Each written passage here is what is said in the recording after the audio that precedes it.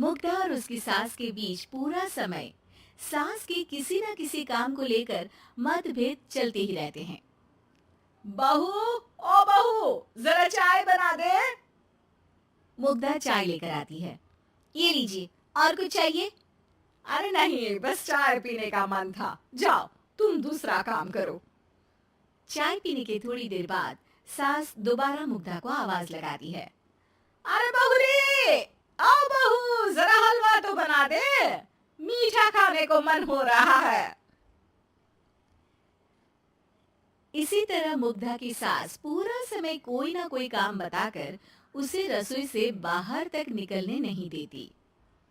कभी चाय, कभी हलवा, कभी पानी तो कभी दूध, हर समय खाने को चाहिए और उसके लिए अपने हाथ पैर बिल्कुल नहीं हिलाने। परेशान किया हुआ है इन्होंने। सास की जबरदस्ती परेशान करने की आदतों से दुखी मुग्धा एक शाम सचिन के साथ अपने कमरे में बैठी हुई बात कर रही होती है। सुनो जी, मम्मी जी की ये जानबूझकर मुझे परेशान करने की फरमाइशों से मैं बहुत फ्रस्ट्रेट हो चुकी हूँ। पूरे दिन में एक सेकंड का आराम नहीं मिलता। रसोई से बाहर कदम रखती नहीं कि बहू ये बना दे, बहुरी वो बना दे। अरे इनकी फरमाइशें चलती ही रहती है। अरे मुग्धा, माँ खाने की शौकीन है, पर उम्र हो चली है, खुद खाना नहीं बना सकती, इसलिए तुमसे बोलती है। अरे तो शौक भी उम्र देख कर रखने चाहिए ना। समझ में नहीं आता, हर समय फेविकॉल का जोड़ लगाए सोफे से चिपकी बैठी रहती है। इतना सब डाइजेस्ट कैसे हो जाता है उन्हें? अरे तुम मेरी माँ से इतनी नफरत कैसे कर सकती हो? मैं उनसे नफरत नहीं करती जी, बस परेशान हूँ। जहाँ मुग्धा अपने पति से ये सब बोल रही होती है, वहीं उसकी सास भी कमरे के बाहर दरवाजे से कान लगाए सारी बातें सुन रही होती है और अगली दोपहर रसोई में मुग्धा के पास जाती है। बहू, आज ना मेरा कुछ मसालेदार खाने का मन है। तो चाय बना दो, मुझे बहुत पसंद है। अरे ना, ऐसा कर लिट्टी चोखा बना ले। और हाँ, जितना मसाला बातों में मिलाकर पति को सुनाती हो ना, सब्जी में भी वैसे ही डाला करो, खाना स्वादिष्ट बनेगा। सास की बात सुनकर मुग्धा हैरान रह जाती है। मतलब आप पूरा समय मुझ पर हुक्म चलाने के साथ बंद कमरे में हुई पति पत्नी की बीच की बातें भी सुनती है? अरे बात जब मेरी थी तो सुनने में क्या दिक्कत है? ये कहकर सास वहां से चली जाती है। अरे अब तो हद पार हो गई। इस तरह से तो ये मेरा जीना मुश्किल कर देंगी। मुग्धा सास की हरकतों से परेशान उसका हल सोचने लगती है और इसी तरह कुछ दिन बीत जाते हैं जिसमें सास का जन्मदिन आता है। मुग्धा बहुत खुशी के साथ अपनी सास को एंड्रॉइड मोबाइल गिफ्ट करती है।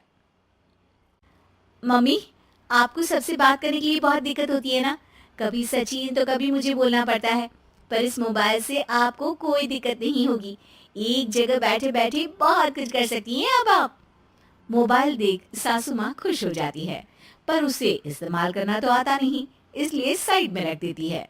जिसे देख मुग्धा घर का सारा काम छोड़ मोबाइल सेट कर सास को इस्तेमाल करना सिखाने लगती है, जिसके बाद अब सास पूरा समय मोबाइल में ही लगी रहती है। हाय, जब से मम्मी को मोबाइल मिला है मेरी लाइफ में कितनी शांति आई है। अच्छा है, इसी तरह बिजी रहे तो मैं भी सुकून की जिंदगी जी पाऊंगी। अब मुग्धा जब मन करे काम करना, जैसा चाहे वैसा खाना बनाकर खाना, पूरा समय रिलैक्स और खुश रहने लगती है। क्या बात है, आजकल तुम बहुत चहक रही हो। अरे मम्मी जी से छुटकारा जो मिला है, अब ना फरमाइशें ना छुप छुप कर बातें सुनना। अच्छा, तो मोबाइल गिफ्ट करने की ये स्कीम थी।